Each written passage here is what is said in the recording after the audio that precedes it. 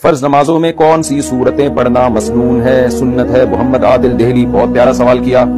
آج کل مسجدوں کے امام حضرات فرض نمازوں میں سنت قراءت کا بالکل لحاظ نہیں کرتے۔ ہم نے بڑے بڑے علماء سے سنا ہے کہ یہ بہت نامناسب عمل ہے۔ تو وہ سنت قراءت کیا ہے فرض نماز میں؟ فجر کی نماز میں ہے طوال مفصل، یعنی سورہ حجرات سے لے کر سورہ بروج، سورہ حجرات ہے نا 26 پارے میں، تو وہاں سے لے کے سورہ بروج والسماء ذات البروج، یہاں سے کوئی سورت پڑھنی چاہیے فجر میں۔ اور ظہر میں بھی طوال مفصل، تو اس میں بھی یہی ہے کہ سورہ حجرات سے لے کے سورہ بروج ہے۔ اوساط مفصل کیا ہے؟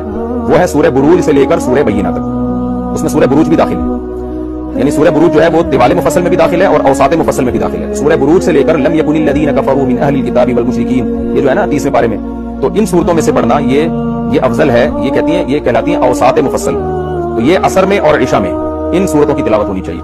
تو خلاصہ یہی نکلا کہ فجر اور ظہر لمبی ہونی چاہیے، عصر اور عشاء درمیانی ہونی چاہیے، مغرب مختصر